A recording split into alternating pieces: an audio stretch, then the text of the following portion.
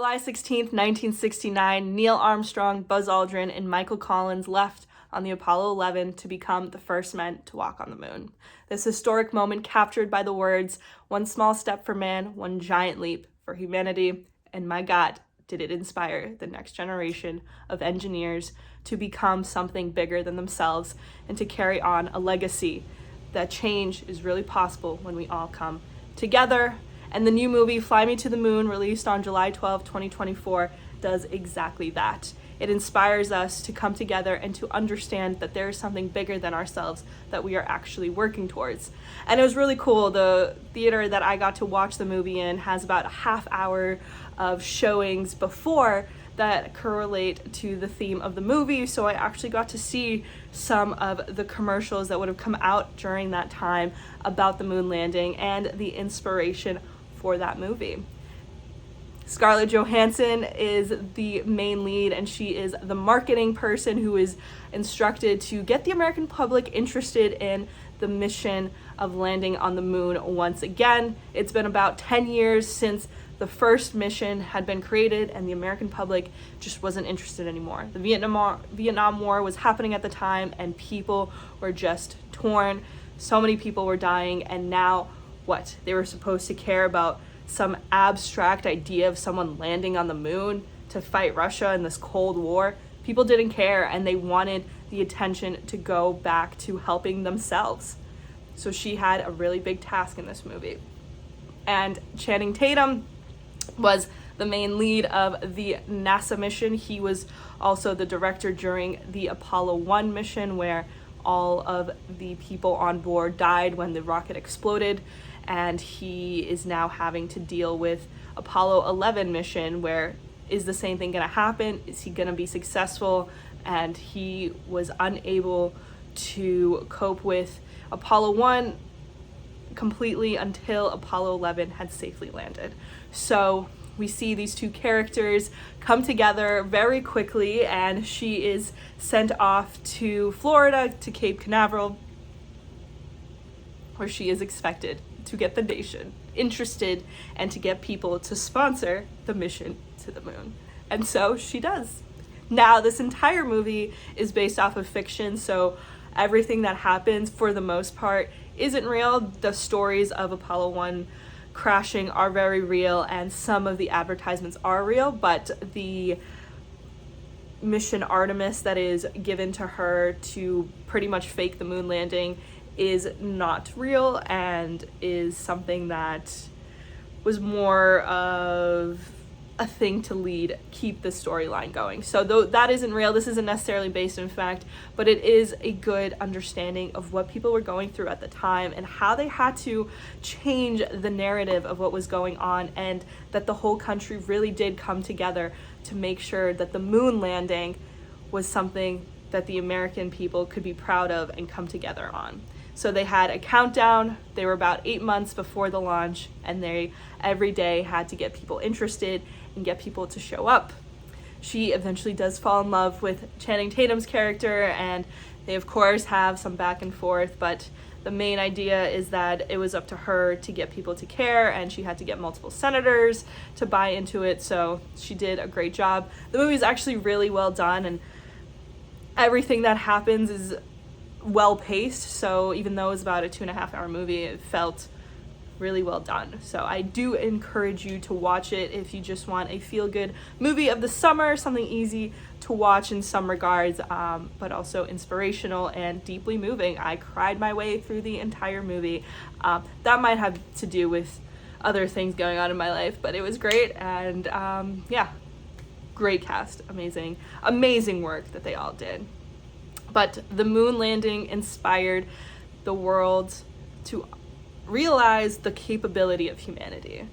This was in right before the 1970s, so the internet had not come out. The internet would not come out for another 30 years. Computers would not have a presence in the same way for another 5-10 years. So they had mathematicians and engineers on the ground in real time, projecting what was going to happen and how they should change things on board. So it is an absolute engineering feat and remarkable in and of itself. And now that we are in a time where we have one of the greatest opportunities for people to come together, it is something that a lot of engineers and people in general are struggling with.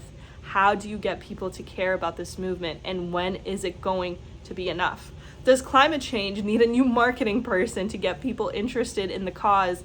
How do we use the tools that we are given to change the narrative? And we see through social media that there is a lot of things happening and that there's a lot of stories, but how can we come back together and be united is the question she had to answer.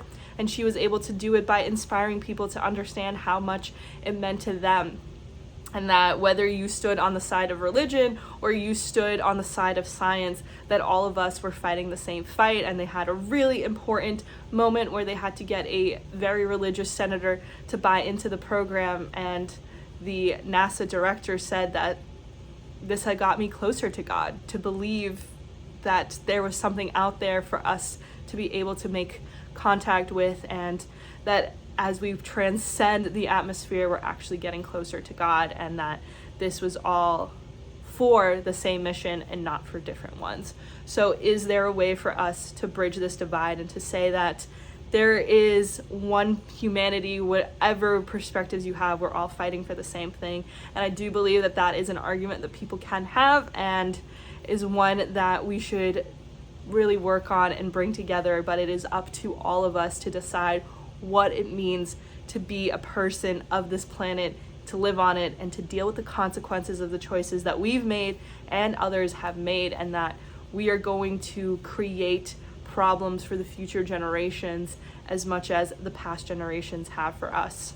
Which is where the idea of seventh generation, if you've ever heard of that brand, comes from. It is to make a decision you make a decision considering the effect that it's going to have on the seventh generation from now, which is a really important point of view, and one that not enough of us consider, and is basically what all of this is trying to say is no matter what we do and where we're going, we have to consider the impact of our decisions.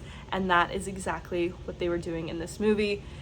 The director of NASA had the responsibility to bring these men home, which he was not able to fulfill with Apollo 1.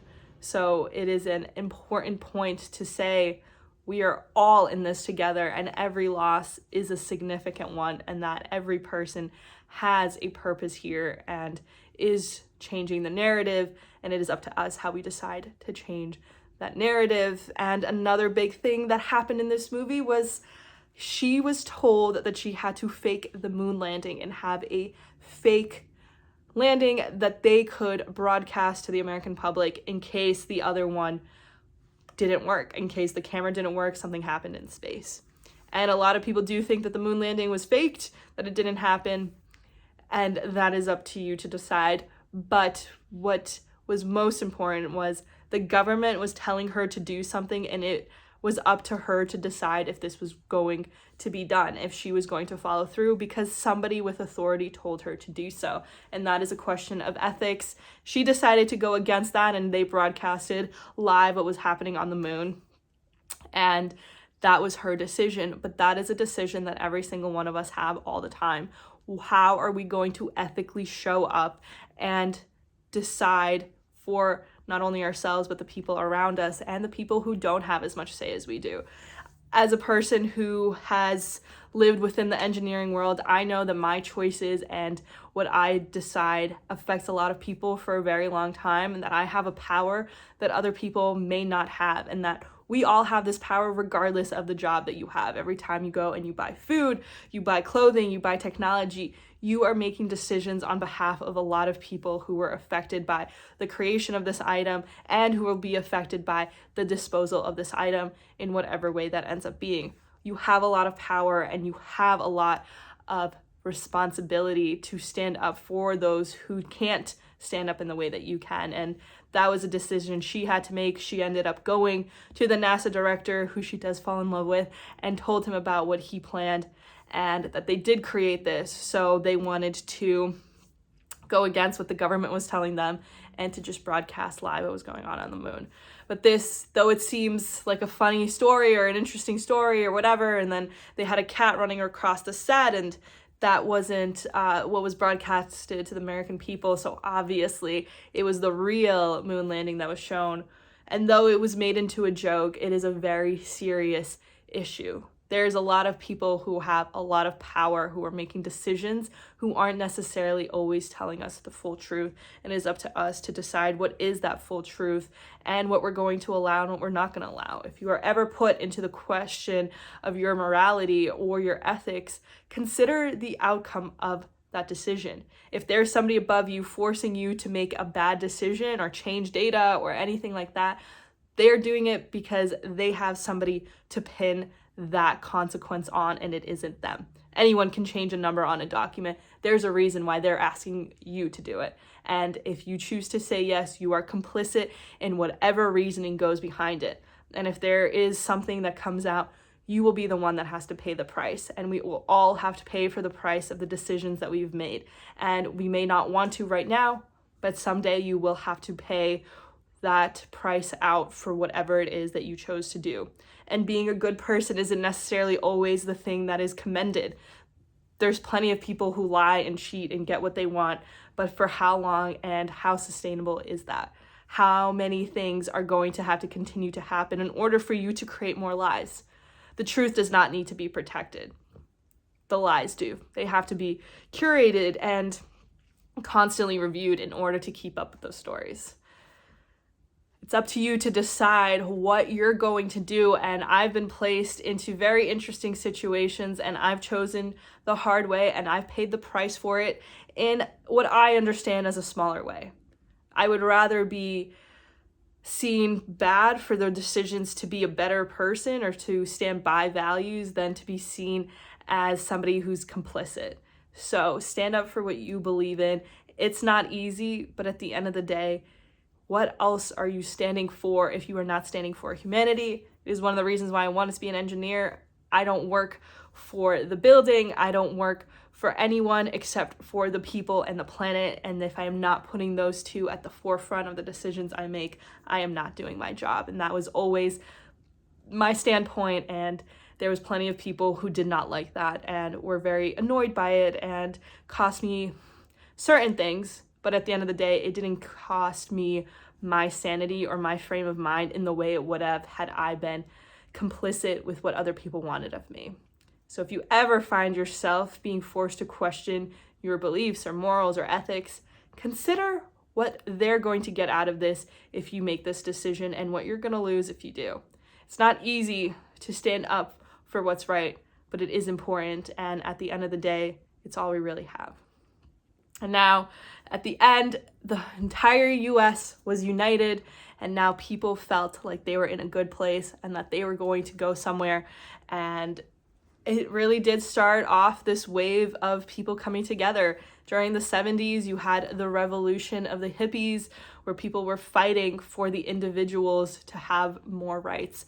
And that is really when so many political movements happened, where the Civil Rights Act was passed, Title IX was passed, and there was a lot less discrimination. And how did the moon landing cause that? Well, they decided to unite the American people, to have them stand up for something and to look to each other instead of as enemies, but as allies into the next generation. And that's what they did.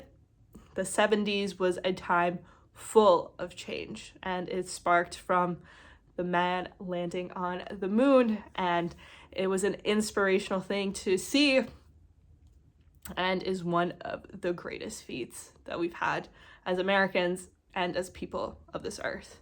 It has inspired me personally, the idea of flying and the iPhone and the telephone.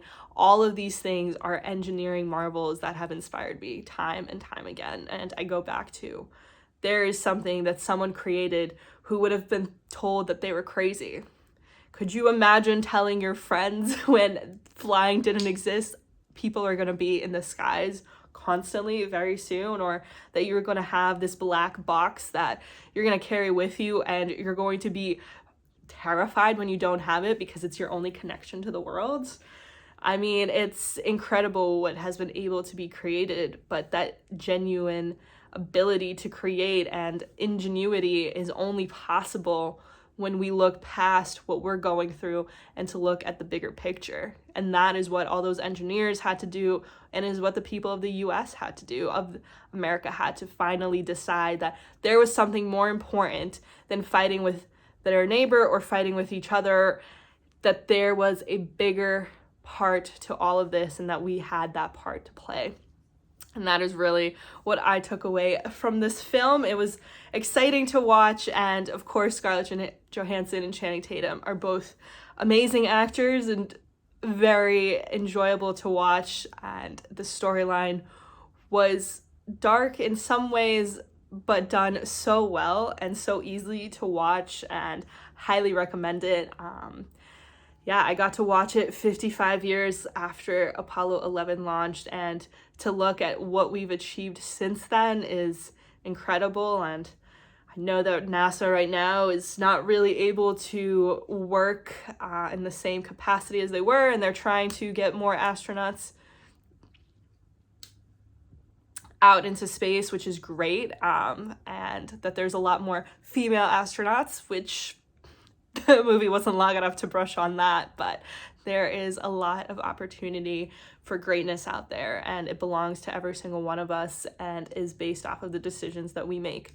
So I don't know where you stand on the moon landing or any of that, but it is a really important point to show to all of us that it is our decisions that create our lives, and that there is so much greatness out there, and that there is a bigger fight that we're all a part of, and climate change and everything going on the planet with so much disparity and turmoil in all the governments in the country and in the world. It's an important time period that we're in, and there's many people who are older now who say that if they wish they could have been born again, they would choose now, because there's so much opportunity to be the pivotal point of whether humanity goes into a dark direction or to a better one. And humanity has figured it out before, and I believe we can do it again, but it depends on every single one of us, and no choice is too small to be considered, and all of them matter. So I hope you check out Fly Me to the Moon. Let me know if you've seen it or what you thought about the moon landing or any of the things. Have you ever been forced to question your morality or to do something questionable? What did you do? How did you face it? Because it's not an easy thing to be faced with, and the consequences in both directions aren't easy, but there's one path that's easier in the end. I hope to see you soon, and have an amazing week.